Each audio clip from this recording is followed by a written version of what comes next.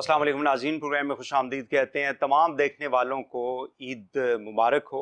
और ईद उल अज़हा जो है उसके दो पहलू हैं, जैसे कि आपको मालूम है। एक तो पहलू है जिसमें अल्लाह ताला का हुक्म है, जैसे सूरह सफ़ात के अंदर अल्लाह पाक ने बताया भी है हज़रत इब्राहीम अलैहिस्सलाम का वाक़या कि जैसे उनको ख्वाब आई कि हज़रत इस्माईल अलैहिस्सलाम को आपने कुर्बान करना है, तो उन्होंने अल्लाह ताला की हुक्म के ऊपर तकमील की। एक तो ये सबक हमें मिलता है कि अल्लाह ने जितने भी डायरेक्टिव्स दिए हुए हैं उसके ऊपर बहैसियत मुसलमान हमें अमल करना चाहिए। और दूसरा, कुर्बानी का जज्बा, यानी हज के मुबारक आप जब एक फ़र्ज़ जो है उसकी अदायगी करते हैं तो उसके बाद खुशियों का वक्त आता है, कुर्बानी का वक्त आता है। और ये तमाम मुसलमानों के लिए आखिरी वक्त तक जो है ये जो कुर्बानी का अमल है ये इसी तरह जारी और सारी रहेगा।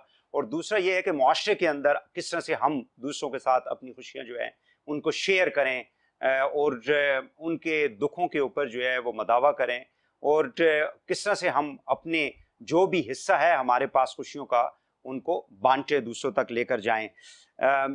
आज चूँकि कोविड की वजह से हमने देखा है कि पिछली चंद ईदें जो हैं वो काफ़ी ज़्यादा लोगों से दूर रहना पड़ा, और अभी भी सूरत हाल ये है कि कोविड के केसेस के अंदर इजाफा हो रहा है।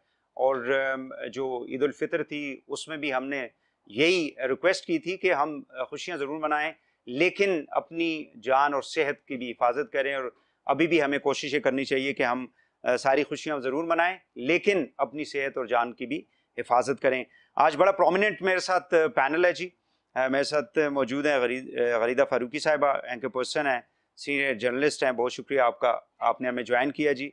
सोनिया लोधी साहिबा, आप एंकर पर्सन हैं, फिटनेस एक्सपर्ट हैं, बहुत शुक्रिया आपका भी सोनिया, आपने हमें ज्वाइन किया। अवैस मंगलवाल साहब, एंकर पर्सन, प्रोड्यूसर, डायरेक्टर, बहुत शुक्रिया अवैस भाई आपके आने का। और आयशा बख्श साहिबा हमें ज्वाइन किया लाहौर से, एंकर पर्सन है, सीनियर जर्नलिस्ट है, बहुत शुक्रिया आयशा आपका भी। चारों मानों को एक मरतबा फिर खुश आमदीद कहते हैं। आयशा, आपसे से आगाज़ करते हैं, बताइए कि ईद का दिन जो है या ये इवेंट जो है वो आप कैसे गुजारती हैं? वहीद साहब, बहुत शुक्रिया शो पे लेने के लिए। और सबसे पहले तमाम मुसलमानों को ईद उल अज़हा की खुशी बहुत बहुत मुबारक हो। सेलिब्रेट करें इसको और सब लोगों को अपनी खुशियों में जरूर शामिल करें, मगर एहतियात के साथ कि कोविड अभी मौजूद है। मैं ईद वैसे ही मनाती हूँ जैसे आप सब लोग सेलिब्रेट करते हैं। मैं एक माँ भी हूँ, मेरे बच्चे हैं छोटे, तो जिम्मेदारी बढ़ जाती है। इस ईद पर स्पेशली मैं अपने इन लॉज के साथ मेरा टाइम ज्यादातर गुजरता है। मैं वहां जाती हूँ, नवाबशाह में मौजूद रहती हूँ क्योंकि मेरे इन लॉज वहां पर होते हैं। सो जिम्मेदारी भी होती है, कुछ फ्री टाइम भी ज्यादा मिलता है, और वही कुकिंग जैसा कि, और फिर फैमिली के लोगों को मिलना, आना जाना, और कुछ खुशियां बांटना लोगों के साथ जिनसे पूरा साल वक्त नहीं मिलता, वो ईद के मौके पर वक्त मिलता है। सो जैसा कि ज्यादातर खवातीन जो घर पर होती हैं ईद के दिन पे, और उनके काम जिम्मेदारियां वो सब कुछ नॉर्मल, मतलब कुछ ऐसे स्पेशल नहीं कि शायद मीडिया में हूं तो बहुत ही कोई सेलिब्रिटी मोड ऑन हो जाता है, ऐसा कुछ नहीं होता है, बल्कि जरूरत से ज्यादा काम सर पर होता है, जिम्मेदारी ज्यादा हो जाती है। बिल्कुल सही है। अवैस साहब, आप छुरी तो फेरते होंगे, बकरे पे छुरी फेरते हैं, किस पे छुरी फेरते हैं? मुझे तो जो मिल जाए मैं उस पे छुरी फेर देता हूँ, मेरी तो कोशिश यही होती है। लेकिन ये है कि वो छुरी फेरने की अपनी एक लज्जत है, उसका अपना एक मजा है। सही है। और मतलब मीडिया वालों से और सियासतदानों से ज्यादा बेहतर कौन जान सकता है कि छुरी कैसे फेरनी है, कैसे फेरी जाती है, और किस तरह उसकी लज्जत क्या होती है और उसका अफेक्ट क्या होता है लॉन्ग टर्म।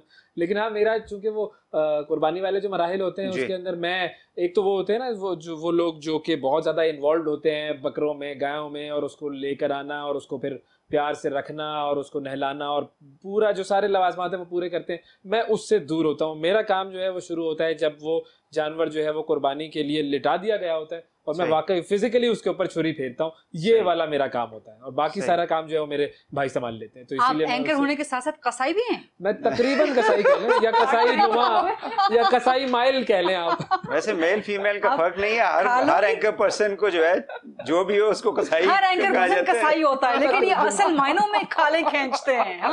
बिल्कुल, और खाले जमा भी करते हैं। मेरी वो बड़ी एक्टिविटी रही है। जमा भी करते हैं? खाले जमा किस लिए? वो खाले जो होती है हमारे यहाँ पर, उनको तो आपको पता है ना कि वो बिकती हैं।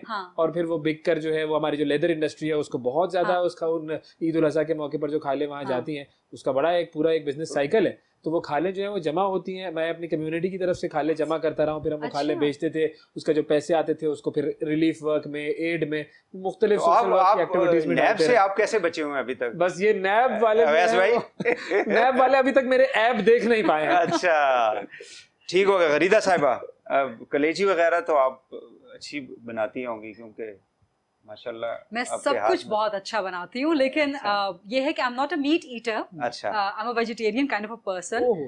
मुझे ज्यादा गोश्त पसंद नहीं है, सिवाय इसके कि चिकन कभी कभार आपने जो अपनी न्यूट्रिशन लेनी हो, आपके साथ फिटनेस एक्सपर्ट बैठी हुई हैं तो वो आपको इसका बताएंगे। बट बनाती मैं बहुत अच्छा हूँ, खाना वगैरह में सब। और मेरी कोशिश होती है, अभी तो चूंकि फैमिली सारी ऑलमोस्ट सारी की सारी फैमिली बाहर सेटल हो चुकी है, सो ईद पर उतना ज्यादा हंगामा नहीं होता। जो एक्सटेंडेड फैमिली है उसमें से कोई एक आध बंदा आ जाता है, बिकॉज वो भी वायरस की वजह से आजकल कम है। तो ये बहुत जरूरी है कि वायरस के दौरान ईद अपने घरों में गुजारें, महफूज रह के गुजारें। एंड आई एम सॉरी आप सबको ईद मुबारक बहुत बहुत, खासतौर पे वहीद हुसैन साहब, मंगल वाला साहब, सोनिया साहिबा एंड आयशा बख्श साहिबा, सबको बहुत ईद मुबारक, और आपके देखने वालों को भी बहुत बहुत ईद मुबारक। सो यस, खाना मैं बहुत अच्छा बनाती हूँ, खाने में बहुत एक्सपर्ट हूँ, बट बहुत चूजी हूँ, सिलेक्टिव हूँ। जब दिल कर रहा होता है फिर आप खाना बनाते हैं, और ईद पर दिल करता है, ईद पर जो खाना बनाने का इंतजाम और एहतमाम है वो सब मेरे हाथ में होता है। सो मोस्टली मैं ईद पर जो है आपको घर में बिल्कुल नॉर्मल कपड़ों में मिलूंगी, बिकॉज सारा दिन किचन में गुजर जाता है। बीच का 1-2 घंटे होते हैं जब घर वाले इंसिस्ट करते हैं कि भाई आप खुदा के लिए आप भी खूबसूरत लग जाएं, हमारी तरह हम सब सज धज के बैठे हुए हैं तो आप भी तैयार हो जाएं। सो उस 1-2 घंटों में तैयार होती हूँ। अदरवाइज बड़ी ईद जो है आई थिंक वो सिर्फ पकवानों की ईद है। जो छोटी ईद है उसमें जो है आप ज़्यादा हंगामा शोर शराबा करते हैं। बड़ी ईद में तो खवातीन का ज्यादा टाइम किचन में गुजरता है, लेकिन मर्दों को ऐसा नहीं करना चाहिए, मर्दों को भी साथ देना चाहिए, सिर्फ खाल नहीं खींचनी चाहिए। वो साथ देते हैं ना, खाते हैं, वो सारे ऑर्डर्स करते हैं, किचन में साथ देना चाहिए, खाना खाने में नहीं, ये साथ दे रहे होते हैं, किचन में खाना बनाने में साथ देना चाहिए। अगर किचन में साथ देने जाएंगे तो मामला खराब हो जाएगा।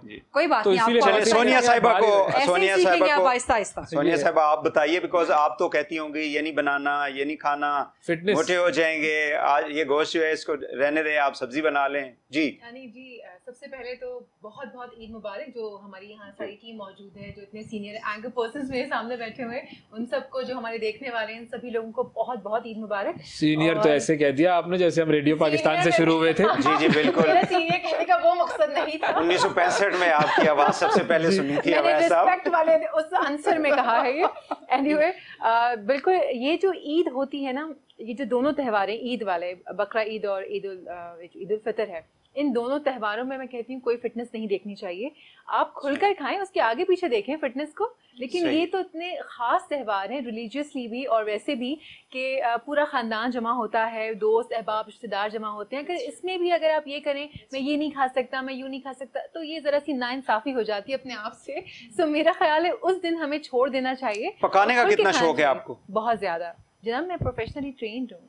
अच्छा, इस मामले में भी प्रोफेशनली ट्रेन नहीं है, बहुत दीगर मामला मैं आपको बताऊं, मेरी जो अम्मा है ना, उनको बहुत शौक है कि मेरी जो बेटियां हैं, खास I have younger sister also, उनको था कि मेरी बच्चियां हर चीज में ट्रेंड हो, वो चाहे खाना पकाना हो, गाड़ी चलाना हो, वो ससुराल में जाएं, जो तरबियत होती है मेरी अम्मा ने बहुत अच्छे से हमें पॉलिश किया है, माशाल्लाह माशाल्लाह। तो आप बारबेक्यू, कढ़ाई गोश्त, सीख कबाब, कोफ्ते, क्या कौन सी मतलब डिश लेके बैठे हुए लिस्ट में? मैं वैसे ही क्या है वो, मैं बैठे बैठे वैसे ही मुझे जो मुझे अच्छे लगते हैं ना, मैंने लिख के रखे हुए थे। मैं सोच रहा हूँ कि अगर इनके यहाँ जाए तो हम क्या फरमाइश कर लें। आप बताइए क्या खाएंगे जनाब, वही बनाएंगे। मेन्यू पूरा रेडी है कि भाई जो भी चाहे। से क्यों होता है कि आप खाना बना सकते हैं, क्योंकि पता है मर्द इस मामले में ना अहल है, तो होना चाहिए, ना अहल करार दे दिए गए हैं, ताहयात ना अहल करार दे दिए गए हैं। ये जेनेरिक स्टेटमेंट है। आयशा आप बताइए। जी भाई साहब, कौन सी पूछ रहे हैं आप? फिर कुकिंग का पूछ रहे हैं आप? कौन सी? तो मैं ईद पर इस सवाल से बहुत परेशान होती हूँ, ये जरूर पूछ रहे हैं सर, ये सवाल इतना ट्रेडिशनल बन गया है। आप क्या बनाती हैं और कैसा बनाती हैं? नहीं, मुख्तलिफ डिशेस का मैंने नाम लिया है ना, बिकॉज मोस्टली ईद के मौके के ऊपर ये डिशें जो है वो बनाई जाती हैं, तो इसलिए मैं पूछना चाह रहा था। मैं ईद उल ज़ुहा पर कुकिंग कम कर रही होती हूँ, सपोर्ट जरूर उसके लिए मौजूद होती है। अब लास्ट ईयर जो मैंने बनाया था वो मैंने ईद के तो आप अवैध साहब की तरह सिर्फ छुरी फेरती हैं? किया गया था। मैंने कहा अवैध साहब की तरह सिर्फ छुरी फेरती है। पे ज्यादा कुकिंग कुकिंग कर रही होती हूँ। अच्छा, मैंने कहा आप वैसे साहब की तरह सिर्फ छुरी फेरती हैं? नहीं, एक्चुअली होता ये वही साहब, मैं आगाज में भी गई थी कि ईद उल फितर पर मेरे इन-लॉज सब मेरे घर गेस्ट होते हैं। ईद उल फितर मेरी पूरी फैमिली हमारे पास करती है। ईद उल ज़ुहा पर हम ट्रेवल करते हैं तो मैं अपने इन-लॉज के पास जाती हूँ, तो वो मेरे ऊपर जरा थोड़ी सी कदरे जिसे आप कह दें, हाँ मैं मौजूद होती हूँ हर जगह पर, लेकिन थोड़ा सा काम होता है। दूसरे दिन पे ज्यादातर कुक कर रही होती हूँ मैं, तो बोझ जरा कम होता है, स्पेशलिटी जिसे कहते हैं कि आपके सर पे, या फिर ये सुपरवाइजर उसमें होती है ना रोल। थोड़ा सा मीट लवर नहीं, गोश्त की कुर्बत से भागती हूँ। जब चीजें क्लीन हो जाए तो फिर उनके करीब जाती हूँ, जब बहुत ज्यादा हो तो फिर जरा मैं थोड़ी सी एलर्जिक हो रही हूँ। ठीक हो गया, ठीक हो गया। अच्छा, मैं बचपन से कुर्बानी होते हुए नहीं देख सकती। अच्छा। मतलब मेरा दिल इस हवाले से बहुत नर्म है, बचपन से ही है ये, और अब तो खैर जानवरों से और भी ज्यादा प्यार हो चुका है। सो मुझे बहुत तकलीफ होती है जब छुरी फेरी जा रही होती है या कुर्बानी वगैरह, और जब लोग फिर उसका गोश्त, तो मुझे बड़ा। लेकिन आपको जब कोई कहे कि छुरी फेरनी है तो फिर नेवर, मैं शायद बेहोश हो जाऊंगी या शायद मर जाऊंगी। मतलब I can never do that, I can never. Basically यही तो पीछे से जो आइडियोलॉजी है वो यही है ना कि आप कुर्बानी दे रहे हैं, अल्लाह की राह में मोहब्बत और कुर्बानी बेसिकली उसका फलसफा यही है कि आप अपनी महबूब, कि आपका हाथ ना कपकपाए, आपका दिल नरम ना हो। बेशक ये आपके इश्क की में है ना ये कुर्बानी। और उसमें वो एक और इम्पोर्टेंट चीज भी यही है ना कि वो कुर्बानी के हवाले से हुक्म भी यही है कि वो शख्स जो कुर्बान कर रहा है या छुरी फेर रहा है वो इतने सफाई से और इतने अच्छे तरीके से वो काम करे कि जानवर को तकलीफ भी ना हो, कम हो। वरना अगर वो कोई अनाड़ी कसाई हम देखते हैं तो उससे जानवर की जो तड़प होती है वो बहुत ज्यादा होती है। आपको जब कुर्बान किया जाता है तकलीफ तो सबको ही होती है, सब जानदारों को होती है। वैसे साइंटिफिकली दिस इज प्रूवन कि ये जो तरीका कार है जानवर को ज़िबा करने का, this is the least painful. इसके ऊपर बहुत ज्यादा रिसर्चेस हैं और मैं मुकम्मल तौर पर इस चीज को जो है वो स्टडी कर चुका हूँ, तो इसीलिए मैं इस पर सर्टिफाइड कसाई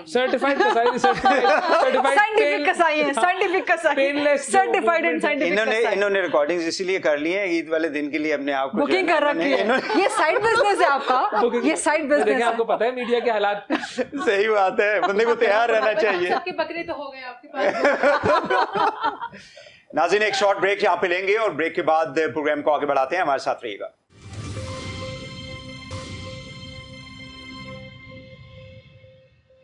प्रोग्राम में एक बार फिर खुशामदीद कहते हैं। नाज़रीन, ईद के हवाले से ये गैदरिंग हमने यहाँ पे इस प्रोग्राम में आपके सामने इकट्ठी की है। बड़े प्रोमिनेंट हमारे मीडिया के लोग हैं जिनसे हमारी गुफ्तगू हो रही है, अपने एक्सपीरियंसेस जो है वो शेयर कर रहे हैं। गरीदा साहिबा, लोगों से मिलना कितना आपको अच्छा लगता है? मुझे बहुत अच्छा लगता है। आई am a very social person.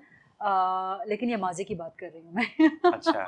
अभी हाल में पिछले 2 साल में जिस तरह से वायरस ने हम सबको लॉकडाउन का शिकार कर दिया, तो यकीन करें कि सिर्फ मेरे साथ नहीं बल्कि आई थिंक दुनिया भर में ये एक फिनोमेनन डेवलप हो गया लोगों के साथ कि आप शाय हो गए हैं, आप सोशली शाय हो गए हैं, आपको भूल गया कि आपने इंटरेक्ट कैसे करना है। fear that we carry because of the yes, that is fear as well, and that's psychological effect as well. Psychological effect सबसे ज्यादा होता है और उसकी बुनियाद वही fear है कि आपने किसी के साथ ज्यादा करीब नहीं होना। पहले होता था कि हम दोस्तों से मिलते थे फौरन हग कर लेते थे, अब आपको पूछना पड़ता है कि जी देखना पड़ता है मास्क पहना हुआ है, वैक्सीनेटेड हैं कि नहीं है। सो खुदा के लिए प्लीज ईद पर हम आई थिंक कि हम सबको पैगाम बार बार देना चाहिए कि प्लीज पाकिस्तान में वैक्सीनेटेड हो जाएं, वैक्सीन लगवा लें, ताकि जितने भी वेरिएंट्स नए नए आ रहे हैं, डेल्टा वेरिएंट है, 4th वेव का खदशा है, तो हम सब इससे निमट सकें और आप वैक्सीन लगवाएंगे तो दूसरे सब महफूज हो जाएंगे। सो ये एक वो जो पैगाम था ना आपका, वो फिरदौस आशिक अवान साहिबा की ज़बान में कि देखें ईद पर नो पपियां नो जपियां, वो इसी पर भी हक का लफ्ज इस्तेमाल किया ना, उसमें वो फील नहीं आती। जप्पी में जो फील है ना, एब्सोल्युटली। सो अदरवाइज मैं बहुत सोशली पर्सन हूँ, बहुत ज्यादा। I love to hang out with friends, खाना खिलाने में बहुत खुली हूँ मैं, गुड, ओपन हार्टेड। सोनिया साहिबा, आप लोग बातें करें ताकि मैं कुछ खा लूँ। आप क्या लोगों से मिलना पसंद करती हैं ईद के मौके के ऊपर? बहुत ज्यादा। मैं वैसे भी थोड़ा सा लाइवली हूँ, फ्रेंडली हूँ, मेरी नेचर ऐसी है। और फिर जब ये ईद वाले मौके आते हैं ना तो मुझे तो छूट मिल जाती है। यानी सड़ी हुई शख्सियत नहीं है? Not at all. वो जिसको कहते हैं ना कि ये सड़ी हुई शख्सियत है यार, बिल्कुल अलग तने तना बैठा हुआ है। बिल्कुल भी नहीं। मुझे बहुत अच्छा लगता है लोगों से मिलना मिलाना, जनरली भी वैसे भी, और ईद पर खुसूसन, क्योंकि देखें ये एक ट्रेडिशन है हमारा और ये हम अपनी नेक्स्ट जनरेशन में तभी आगे ले सकेंगे जब हम खुद इम्प्लीमेंट करके उन्हें दिखाएंगे बच्चों को। सो मैं तो ख़ास तौर पे दिखाती हूँ बच्चों को कि पकवान बना रही हूँ, मिलना मिलाना है, हम बड़ों के यहाँ जाते हैं, सलाम करते हैं, तो ये सारी चीज़ें बच्चे देखेंगे तभी तो वो अपनी नेक्स्ट जनरेशन में ये कर पाएंगे ना। अगर हम भी नहीं करेंगे तो नेक्स्ट और बिल्कुल ही अल्लाह ही हाफिज हो जाएगी। तो मैं जिस हद तक हो सकता है जो मैंने अपने बड़ों से सीखा या जो मैंने ईदों पे देखा, मैं उसको डबल करने की कोशिश करती हूँ। लाइक मैं हमेशा ईदी के साथ मिलना तो अच्छा लगता है, बातूनी भी हैं आप? आपको लग नहीं रहा? बताना पड़ेगा मुझे। जी आयशा आप बताइए। आयशा सॉरी, हम यहाँ पे ईद की बहुत सी चीजें खा रहे हैं, आपको सर्व नहीं हो सकती। बल्कि बता दें आयशा को कि क्या क्या चीजें मौजूद है, ताकि बहुत कुछ है, ईद के सारे पकवान हैं। वो कह रही है खरीदा को दे दे मेरे हिस्से की चीजें। यार आपको मेरी सेहत से लगता है कि मैं मजीद अफोर्ड कर सकती हूँ आजकल? एनीवे, आप आयशा से सवाल कर रहे थे। जी आयशा, तो फिर गरीबा का बनता है शेर। नहीं, ईद तो मुकम्मल ही नहीं ना मिलने के बगैर। ये तो ईद का वक्त ही ऐसा है कि आपने सबको मिलना है, जितना मैक्सिमम, जो पूरा साल वक्त नहीं मिलता है। ईदों में नहीं मिलना तो फिर वो ईद क्या हुई? हमारे यहाँ तो ईद है ही दोस्त रिश्तेदारों से मिलने का नाम, बच्चों के साथ निकलना, बच्चों को दिखाना कि ईद क्या है। और मेरा ख्याल है जो दूर पार के भी रिश्तेदार हैं या जो दोस्त हैं जिनसे कभी कभार मुलाकात हो, अगर वो उस वक्त टाउन में मौजूद हो तो उनसे मुलाकात हो ना। ईद अपनों के बगैर मुकम्मल नहीं। जरा उनसे पूछे जो कहीं बाहर रहते हैं या अपने जो करीबी कहीं दूर रहते हैं, कोविड की वजह से जो नहीं पिछले 1-2 साल से आ पा रहे हैं, वो कितना मिस करते हैं ईद को। मतलब है जो लोग बाहर भी रहते हैं ना, वहीद साहब, वो कहते हैं कि ईद जो है वो अपनों में ही जाकर होती है। तो ये ईद की खूबसूरती है कि ईद पर अगर दोस्तों से, फैमिली के लोगों से, दूर के रिश्तेदारों से मुलाकात ना हो सके तो ईदें अधूरी हो जाती है। दूसरा ये है कि आप जब शेयर करते हैं अपने मतलब अपनी लाइफ को अपने रिश्तेदारों के साथ, दोस्तों के साथ, तो वो एक तरह का कैथार्सिस भी हो रहा होता है। मतलब you feel a kind of a relief कि आपके मतलब दिमाग पे, दिल पे कोई बोझ है, कोई ऐसी चीज है जो आप शेयर करना चाहते हैं। तो जब तक आप किसी से मिलेंगे नहीं तो आप कैसे शेयर करेंगे? तो ये पहले जमानों में ये होता था कि फैमिली यानी लार्जर फैमिली जो है उसमें लोग मिलते थे इवेंट्स के ऊपर। क्यों वैस भाई? सर ऐसे ही अब तो मिलने के लिए जो है ना वो सबसे बड़ा प्रॉब्लम है, लोगों ने ये रख लिया है। और कुछ मुझ जैसे जो वाहियात लोग हैं उन्होंने 2-2 रख लिए। तो फिर आप सोचे ना, फिर इसी पर लोग मिल रहे होते हैं। ये देखें, हम आप मुझे वाहियात कह रहे हैं। मैंने अपने आप को कहा था ये आ गया। लेकिन देखिए इसका मतलब हमारे ख्याल मिल रहा है ना, हमारा एंकर बिल्कुल वो सोच हमारी एक ही जगह, हमें पता है एग्जैक्टली। आई थिंक इस टेक्नोलॉजी ने एक तरफ जो हमें बहुत ज्यादा फायदा भी इससे हुआ है नेचुरली, लेकिन दूसरी जानिब ये है कि लोग जो हैं इस टेक्नोलॉजी की वजह से घरों के अंदर लोग कमरों में बंद हो जाते हैं। बिल्कुल, अगर ड्राइंग रूम में बैठे हैं तो हर बंदा अपने मोबाइल के साथ लगा हुआ है। 5 बंदे हैं तो आपस में बात नहीं कर रहे होंगे। लेकिन देखिए ना, वायरस के लॉकडाउन की वजह से इसी एक चीज ने हम सबको आपस में कनेक्टेड रखा है कि हम मुलाकात नहीं कर सकते। इवन एजुकेशन के अंदर देखें काफी ज्यादा और आप जो मिलने मिलाने की बात करते हैं वहीद हुसैन साहब, टू मी मिलना मिलाना is, and specially with your friends, with your family, I think to me it means कि it keeps you connected to your roots. ये बहुत इंपॉर्टेंट है। आप अपने कराची से लोग अपनों से मिलने के लिए ईद मनाने जा रहे हैं। तो क्लिप कितना मशहूर था, वो अपनों से मिलने के लिए जाते थे ना वो। So I think this is the most important thing कि आप दुनिया में या लाइफ में कहीं भी पहुंच जाएं, कितना कुछ अचीव ना कर लें, you have to stay connected to your roots। जब तक आप अपनी जड़ों के साथ बंधे नहीं रहेंगे तो फैमिली के साथ मिलना, आइडेंटिटी नहीं होगी आपकी, आपकी पहचान क्या है? They keep you humble, they keep you down। आपकी फैमिली, आपके फ्रेंड जो अच्छे हों, they keep you humble। किन लोगों को अपना ज़हन याद दिला देते हैं, पुरानी बातें आपकी औकात याद दिला देते हैं। That's true, that's true। किन लोगों से अवॉइड करते हैं? मतलब तंग होता है बंदा, यार इन लोगों, इस तरह के लोगों से जो है ना दूर रहना। जो फेक हो, जो मुखलिस ना हो। अच्छा, मेरे साथ सबसे बड़ा मसला ये है कि एक तो मुझे लोगों का जल्दी पता चल जाता है चंद एक मुलाकातों के अंदर, और फिर जो शख्स फेक हो, मुखलिस ना हो, मैं नहीं मिल सकती उसके साथ। लाइक मैं ऐसा नहीं कर सकती कि मुझे कोई शख्स नापसंद है, मैं उससे फिर भी मिलूं और चेहरे पे बहुत बड़ी मुस्कुराहट मिला के मिलूं। मेरे फेस पे एक्सप्रेशंस आ जाते हैं जब मेरा कोई नापसंदीदा शख्स सामने आता है। सो मंगल वाला साहब, बी केयरफुल नेक्स्ट टाइम। देखिए आपके चेहरे पर मुस्कुराहट ही आई है जब भी मैं मिला हूं आपसे। बहुत खुल के मुस्कुराहट। एनीवे, अच्छा, मंगल वाला साहब का और मेरा बड़ा पुराना रिश्ता है, हम एक्सप्रेस में कलीग्स होते थे। सो हमारा बड़ा अच्छा दोस्ती का ताल्लुक लग भी रहा है वैसे। So ये बैंटरिंग चलती रहती है दोस्तों के दरमियान। सोनिया, आप कैसे लोगों को अवॉइड करती हैं लाइफ में? आपने जिस तरह कहा, मैं डर गई एक बार, क्या मैंने कुछ कर दिया शायद? मैं सोनिया जी आप बताइए। जनरली मैं किसी को अवॉइड नहीं करती हूँ, क्योंकि थोड़ा सा मैं down to earth type person हूँ, तो मुझे लगता है कि सबसे हमारे अंदर कौन सी रोडें लगी हुई हैं भाई, हम भी डाउन टू अर्थ ही हैं। आपकी क्या बात है जनाब। So, मुझे लगता है कि अवॉइड नहीं करना चाहिए। लाइक आपको पता चल जाए कि सामने वाला कैसा है तो बस आपको एक सर्टेन लेवल तक उसके साथ मुलाकात करनी चाहिए या उनको उतना कंफर्ट जोन देना चाहिए कि वो आपको हार्म ना कर सके। एज लॉन्ग एज वो आपको हार्म नहीं कर रहे हैं that's perfectly alright I guess. इतना आप मतलब बना के आपको सबसे रखनी चाहिए और ये एक पॉजिटिव अप्रोच भी है लाइफ में। जी वैस भाई। अच्छा, मेरी जो अप्रोच है वो बिल्कुल 100% जो है वो गरीदा साहिबा की तरह है कि ऑटोमेटिकली वो एक्सप्रेशंस आपके चेहरे पर आ जाते हैं अगर आप किसी ऐसी शख्सियत से मिल रहे हैं कि जिसकी मौजूदगी आपको नागवार गुजर रही है। उस महफिल में भी अगर आप मौजूद है ना तो अनकंफर्टेबल हो जाता हूँ मैं। और अगर आप उस शख्स से बात करनी पड़ जाए तो वो तो उससे ज्यादा अजियतनाक मरहला और कोई नहीं होता। हाँ, आपके कुछ ऐसे करीबी क्लोज फ्रेंड्स होते हैं कि जिनके साथ आप हर बात कर सकते हैं, हर चीज शेयर कर सकते हैं और वो इन एंड आउट आपको जानते हैं और आप उन्हें जानते हैं। उनके साथ मिलना हमेशा अच्छा होता है, हमेशा अच्छा लगता है। लेकिन वाकई वो लोग कि जिन्होंने कभी आपको कोई वो आसान अल्फाज में कहते हैं ना डस दियो, तो बस फिर आप कहते हैं कि नहीं भाई यहाँ पर मामला जो है वो खत्म हो गया। यानी आपको धोखा दिया हो, आपके एतमाद को ठेस पहुंचाया हो तो जाहिर है कि you want to avoid those people. नजर आई हो कि भाई जिसमें झूठ, मुनाफिकत या वो जो खुलूस होता है ना एक इंसान के साथ जुड़ने वाला वो नजर ना आए। अच्छा, खुलूस जो है वो आंखों से, चेहरे से पता भी चल जाता है कि एक इंसान जब आपसे मिलता है कि उसमें कितना खुलूस पाया जाता है। एक्चुअली पर्सनालिटी का एक ऑरा होता है। जब आप कहीं एंटर होते हैं ना तो आप अगर नेगेटिव माइंडसेट वाले हैं या पॉजिटिव हैं या जैसा भी है ना वो वाइब्स आना शुरू हो जाती है।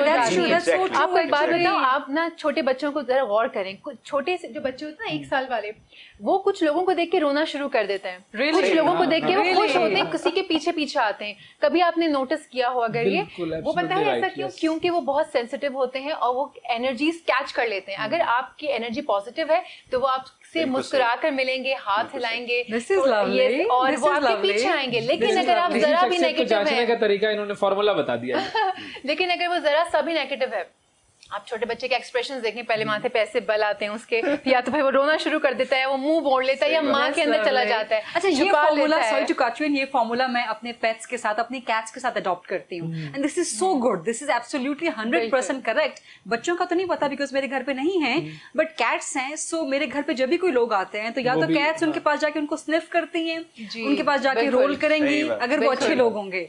लेकिन अगर वो अजनबी होंगे जिनको घर में कभी नहीं आए लेकिन वो किसी काम की वजह से आए हैं या कोई उनके नेगेटिव वाइब्स हैं तो कैट्स उनके पास नहीं जाते हैं। बिल्कुल बिल्कुल। आई हैड 26 पैट्स तो मुझे पता है। फीचर, बिल्ट इन फीचर अल्लाह ताला ये बिल्ट इन फीचर रखा हुआ है। एग्जैक्टली। आयशा आप बताइए, आप जरा दूर है हमसे इसलिए आपको जो है ना इन्वॉल्व करना जरूरी है कि आप फील ना करेंगे ये चारों लोग जो हैं खुद ही आपस में गप्पे लगा रहे हैं, मुझे किस लिए लिया हुआ है इन्होंने।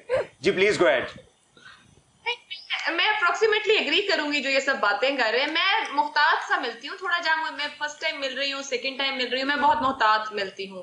कुछ मेरी पर्सनालिटी में भी इंट्रोवर्ट पर्सनालिटी है तो मुझे थोड़ा टाइम लगता है। फिर कभी जहाँ पे फ्रेंडशिप हो जाए या जिसे आप कहते हैं कि म्यूचुअल रिस्पेक्ट वाइब्स आ जाए तो फिर ठीक है। अदरवाइज मैं जरा जिसे कह लें प्रोफेशनली भी थोड़ा सा मेरा मुहतात मिलना जुलना होता है। फैमिली फ्रेंड्स के साथ वही कैजुअल सा होता है, लेकिन हाँ थोड़ा सा जिस तरह के कुछ लोग कह रहे हैं कि बहुत फ्रेंडली सब कुछ, मैं जरा मुहतात हूँ फर्स्ट टाइम सेकंड टाइम भी, जब तक एक वो कहते हैं ट्रस्ट बिल्डिंग नहीं हो जाती है। मुझे वक्त लगता है खुलने में या किसी के साथ भी घुलने मिलने में। अच्छा, एक्चुअली ये जो इंटरपर्सनल कम्युनिकेशन अगर आप पढ़े ना या पढ़ा रहे हो तो ये उसकी जो है ना कैटेगरीज बता रही हैं कि आपने फर्स्ट मीटिंग में आपकी जो है ना अप्रोच कैसी हो, सेकंड मीटिंग में आपकी कैसी, आपने क्या गुफ्तगू करनी है, थर्ड में क्या करनी है। अपनी जगह पर मुहतात होती हूं। नहीं, दैट्स गुड, दैट्स गुड। लेती हूं, आयशा साहिबा ने एक लफ्ज इस्तेमाल किया, आपने आयशा साहिबा कहा कि आप एक इंट्रोवर्ट पर्सनालिटी हैं और ज़ाहिर है जब आप मीडिया में काम कर रहे होते हैं तो लोगों की एक्सपेक्टेशन ये होती है कि ये शख्स तो एक्सट्रोवर्ट होगा और लोगों के लिए ये समझना बहुत मुश्किल होता है कि कैसे एक इंट्रोवर्ट शख्स भी मीडिया पर इतने अच्छे लेवल का काम कर सकता है जैसा कि आपने किया। आपको भी मुश्किल होती है ये समझाने में कि भाई मैं असल में इंट्रोवर्ट हूँ लेकिन एक्सट्रोवर्ट बनना पड़ता है हमें। चुके हैं या अभी भी कर रहे हैं वो जानते हैं कि मैं इंट्रोवर्ट हूँ और मैं आज तक भी इंट्रोवर्ट ही हूँ। इसीलिए मैंने आपको थोड़ा सा बोला कि मैं बहुत मुहतात होती हूँ लोगों से मिलने में, मैं सोशल नहीं उतना। जो मेरी फील्ड की डिमांड है मैं उस हद तक जरूर खुल जाती हूँ थोड़ा बहुत, या मुझे जब बाहर जाना होता है मैं काम करती हूँ, बट फिर उसके अंदर भी वही बात मुहतात का लफ्ज रहेगा। आप कह लें कि मैं ऐसी हूँ जितना काम किया है इसी ही बेस पे किया है। आप उसको जैसे मर्जी एक्सप्लेन करें। गरीदा बैठी है, वो भी थोड़ा बहुत जानती है। मैं पर्सनली मैं आपका फैन हूँ जी, बिल्कुल। और वो जो आपने बात की ना कि इंट्रोवर्ट पर्सनैलिटी हैं आप, मैं इस बात पर यकीन रखता हूँ कि बहुत सारे इंट्रोवर्ट्स होते हैं जो कि अपने काम की वजह से एक्सट्रोवर्ट्स बनने होते हैं। But Ayesha is such, sorry to cut you in, Ayesha is such a lovely person because हमने जियो में इकट्ठे काम कर रखा है। सो शी इज ट्रू कि ये पहली मुलाकात में नहीं खुलती हैं, नहीं ओपन होती हैं, बट आहिस्ता आहिस्ता when you get to know her she is so lovely, ये दिल की इतनी अच्छी हैं माशाल्लाह। लेकिन आप जिस तरह इनको स्क्रीन पे देखते हैं ना कि माशाल्लाह ये बहुत बोलती हैं, बहुत सवालात करती हैं और बहुत अच्छा बोलती हैं स्क्रीन पे, ये पर्सनल लाइफ में उतना कम बोलती हैं। पर्सनल लाइफ में बोलती कम है, मुस्कुराती ज्यादा है। गोल्डन रूल जो हमें आयशा साहिबा से मिला वो है मोहतात। आयशा, तारीफ मैंने आपकी इसलिए की है कि आप जवाब में मेरी भी तारीफ करें। आप ब्रेक के बाद कीजिएगा क्योंकि मुझे ब्रेक लेनी है और मैं चाहता हूँ कि नहीं है। फरीदा सही कह रही है, हमने जिस वक्त में टाइम साथ गुजारा है, मैं उस टाइम को गोल्डन टाइम कहती हूँ एक्चुअली। मीडिया के उस टाइम को मैं गोल्डन टाइम। बिल्कुल सही है जी। नाज़रीन, एक और शॉर्ट ब्रेक लेते हैं यहाँ पे, और ब्रेक के बाद प्रोमिनेंट पर्सनालिटीज प्रोग्राम में बात जो है वो करते रहेंगे। ब्रेक के बाद हमारे साथ रहिएगा। वेलकम बैक नाज़रीन। ईद के हवाले से ये शो आपके लिए तरतीब दिया गया और टाइम का पता ही नहीं चला, अब 7 मिनट हमारे पास रह गए हैं। सच ग्रेट पर्सनैलिटीज़ वो आर सिटिंग हियर, अपनी जो लाइफ के हवाले से शेयर कर रहे हैं हमारे साथ। गरीदा साहब, मुझे ये बताइएगा कि काम के हवाले से मुझे ये बताएं कि कौन सा ऐसा काम था जो आप समझती हैं कि सबसे अच्छा काम, सबसे अच्छा इंटरव्यू ये था और सबसे बोरिंग ये मेरा इंटरव्यू था या काम था? सबसे अच्छा इंटरव्यू, अच्छा ये बहुत डिफिकल्ट होता है ये मैनेज करना कि जी सबसे अच्छा इंटरव्यू, बिकॉज आपके इतने सारे इंटरव्यूज हुए होते हैं एंड देन इट डिपेंड्स कि आप किस पर्सनालिटी का इंटरव्यू करने के लिए जा रहे हैं।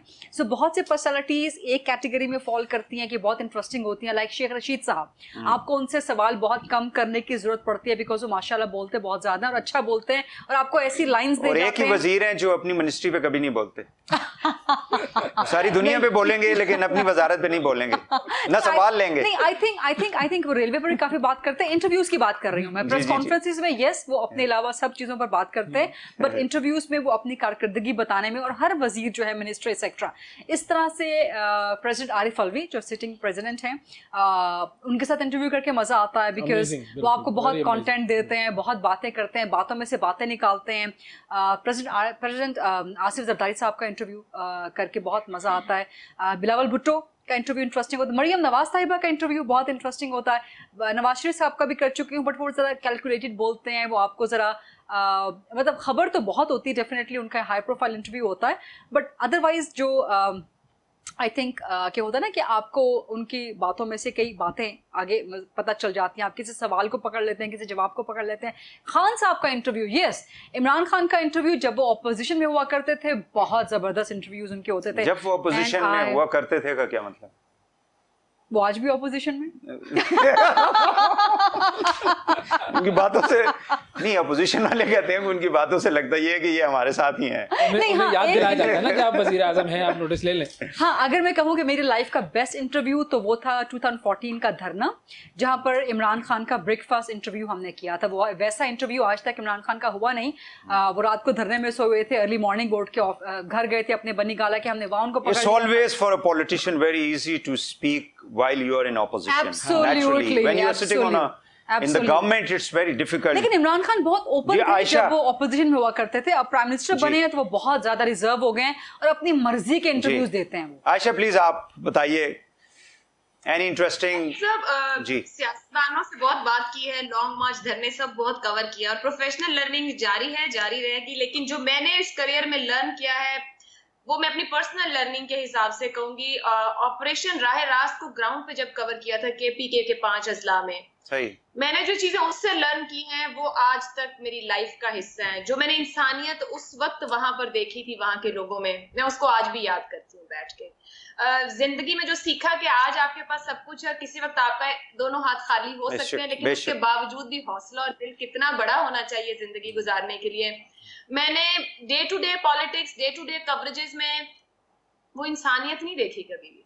जिंदगी को आगे ले जाने के लिए कुछ सीखा नहीं उस तरह से। प्रोफेशनल लर्निंग है, ये जारी रहेगी, सही, लेकिन जो चीजें वहां देखी थी और सीखी थी वो मुझे हर गुजरते दिन में कभी ना कभी कहीं ना कहीं जरूर बहुत कुछ याद दिलाती हैं, बहुत कुछ सिखाती हैं ऐसे लोगों का कि जिनके अपने घर मेहमानों से भरे हुए थे, जो उस वक्त खाना पूरा कर रहे थे मेहमानों का, मगर हम जैसे मीडिया वाले जब वहां पहुंचे वो हमें टीवी पे देखते थे, बट वो हमारी मेहमान नवाजी में भी कमी करने को तैयार नहीं थे। इवन हमारा चाय का कप मना करना उनको परेशान करता था, नाराज होते थे हमसे। जो मैंने वहां सब देखा था ना, बस मैं चाहती हूँ वो हम लोग सीखें, वो पूरा कल्चर हर जगह पर पाकिस्तान में हमेशा हो, हमें कभी दिक्कत और तकलीफ नहीं हो सकती अगर ऐसी इंसानियत बच जाए हम सब। जी सोनिया साहिबा, आप परेशान तो नहीं हो मेरे सवाल से? बिल्कुल अच्छा, नहीं। आप बताइए कौन सा काम आपको सबसे दिलचस्प लगा इन योर प्रोफेशन? ट्रेनिंग के हवाले से, प्रेजेंटेशन के हवाले से? मैं अपने हर काम को बहुत एंजॉय करती हूँ। मैं हर चीज के बारे में बड़े एक्साइटेड और पैशनेट होती हूँ। लाइक अल्हम्दुलिल्लाह अंदर से हर चीज के लिए मुझे पॉजिटिविटी आ जाती है खुद ही से। लाइक अगर मैं एंकर पर्सन हूँ तो एज एन एंकर पर्सन जब मैं अपने सेट पे जाती हूँ तो वही जो अंदर से एक एंकर पर्सन वाली जो एक आत्मा होती है वो उभर के आ जाती है, भटकती आत्मा एंकर पर्सन बन जाती है और उसके बाद वो रोस्ट्रम पे बिल्कुल खुल के आती है। ये ना बच्चे देखने वाले कहीं ये आत्मा बैठी हुई प्रोग्राम के आप ऊपर वो पट्टी लगवा दीजिएगा, बच्चे ना देखें। बच्चे ना देखें। जी प्लीज। तो उसके बाद अगर मैं as a motivational speaker universities में या कॉर्पोरेट सेक्टर्स में होती हूँ तो वहाँ पे मैं एक बिल्कुल डिफरेंट उसमें होती हूँ। लाइक मुझे बहुत ज्यादा पॉजिटिव होना होता है और पॉजिटिविटी स्प्रेड करनी होती है। सो उस वक्त मेरा माइंडसेट बिल्कुल डिफरेंट होता है। जब मैं ग्राउंड में ट्रेनिंग्स करवा रही होती हूँ या जिम में खुद ट्रेनिंग अपनी कर रही होती हूँ, मेरा फिर बिल्कुल वो डिफरेंट हो जाता है। लाइक मैं अपने, मुझे लगता है अल्हम्दुलिल्लाह मैं अपने जो जिस प्रोफाइल को मैं कैरी कर रही हूँ मैं उसके साथ इंसाफ कर रही हूँ और मैं इंजॉय कर रही हूँ, पैशनेट हूँ अपनी चीजों को। ठीक है अवैस भाई, ये सबसे ज्यादा मैटर करता है। ग्रेट। अगर इंटरव्यूज की बात करें तो जाहिर है मतलब गरीदा साहिबा और आयशा बख्श साहिबा और आप लोग तो वो इस काम के हवाले से इतने सीनियर्स हैं कि आप लोग जब देखते हैं तो बहुत सारी चीजें सीख रहे होते हैं। और मैं आपसे भी वही सवाल करेंगे जो आपने सोनिया साहिबा से किया। रेडियो पाकिस्तान मैंने इसीलिए कहा था काम के हवाले से सीनियर, पहले ही मैंने डिस्क्लेमर दे दिया। ठीक है, लेकिन नहीं वाकई वैसे सीरियस बात है कि आप लोगों को देखकर मैंने कम से कम बहुत सारी चीजें सीखी हैं और मैं इस बात का बरमला इकरार करता हूँ और करना भी चाहिए। जब आप किसी से कोई चीज़ सीखें तो आप उसको बताएं कि हमने क्या चीज़ सीखी है। और जब मैं किसी का इंटरव्यू कर रहा होता हूँ तो मैं ये सोचता हूँ कि मैं इस शख्सियत से क्या सीख रहा हूँ। तो जब आप पॉलिटिशियन से इंटरव्यू कर रहे होते हैं तो वो जो आपका सीखने का मरहला होता है वो इतना नहीं ज़्यादा आगे बढ़ रहा होता। प्रेसिडेंट साहब का जिक्र किया गरीदा साहिबा ने, वाकई इज़ एन अमेजिंग पर्सनैलिटी। और जब आप उनसे मिलते हैं तो बहुत सारी ऐसी गुफ्तगू उनके साथ होती है जिससे आपको इल्म मिल रहा होता है। लेकिन 2 लोगों को मैंने इंटरव्यू किया और वो काफ़ी लंबे इंटरव्यूज़ थे। मैं जब डॉन न्यूज़ में काम कर रहा था तो एक डॉक्यूमेंट्री सीरीज़ बना रहा था मैं इस्लामिक पॉलिटिकल फ़िलासफ़ी पर, और उसके लिए मैंने इंटरव्यू किया था डॉक्टर इसरार अहमद मरहूम को और उनके इल्म से बहुत ज़्यादा मुतासर हुआ मैं। फिर मैंने उसी सीरीज़ के लिए गामदी साहब को इंटरव्यू किया, वो एक और इल्म वाली शख्सियत। वो जो 2 इंटरव्यूज़ हैं वो मुझे हमेशा याद रहेंगे क्योंकि मैंने उन इंटरव्यूज़ से इतना कुछ सीखा था कि जो कि एक इंटरव्यू लेने वाले के लिए बहुत बड़ी ब्लेसिंग होता है।